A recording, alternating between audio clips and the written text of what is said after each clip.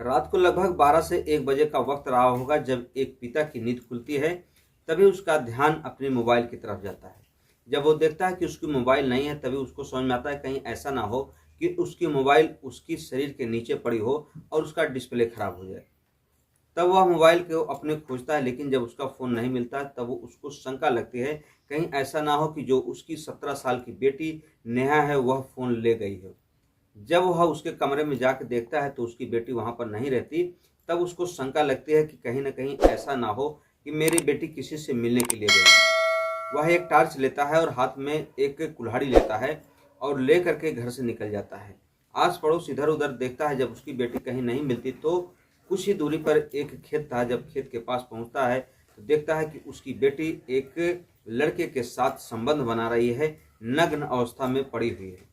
इतना देखते हुए उस पिता की आंखों से खून टपकने लगते हैं, यानी कि गुस्से से लाल पीला हो जाता है। तभी वह अपनी उस बेटी के ऊपर प्रहार कर देता है। प्रहार करने के बाद उसके लगभग 13 टुकड़े कर देता है।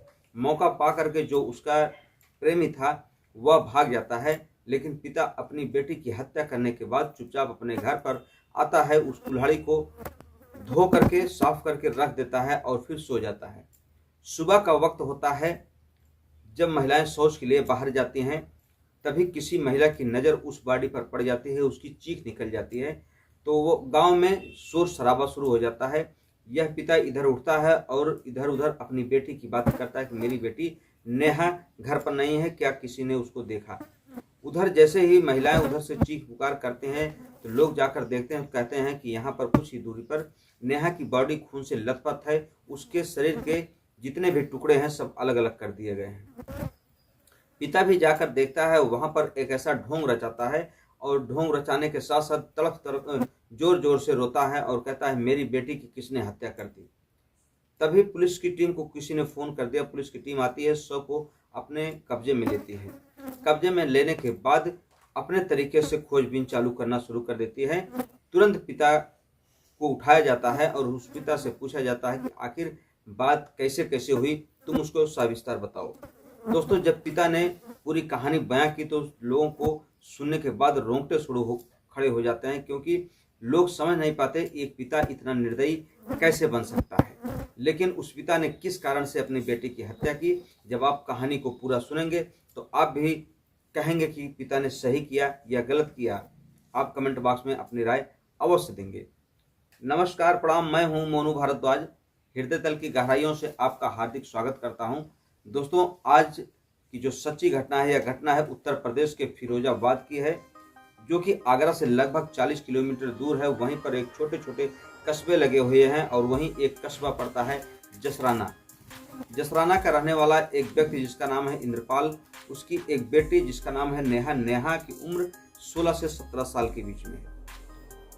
नेहा का पड़ोस के ही गांव के रहने वाले एक लड़का जिसका नाम है आयुष के साथ उसकी दोस्ती हो जाती है और धीरे धीरे दोनों एक दूसरे से मिलना जुलना शुरू कर देते हैं।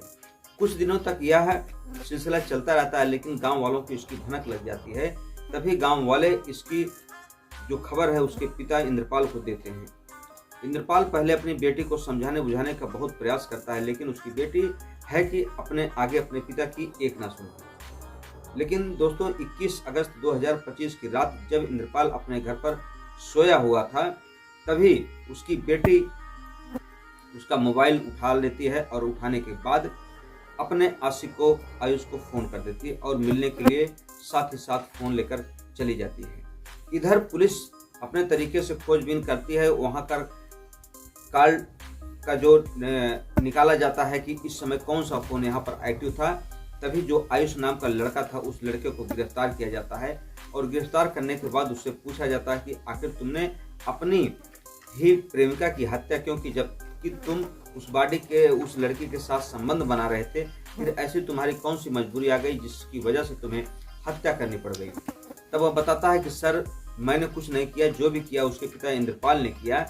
जब इंद्रपाल को हिरासत में लिया जाता है तो पहले इंद्रपाल इधर उधर की बातें बताता है, लेकिन कहा जाता है पुलिस के सामने हर कोई टूट ही जाता है।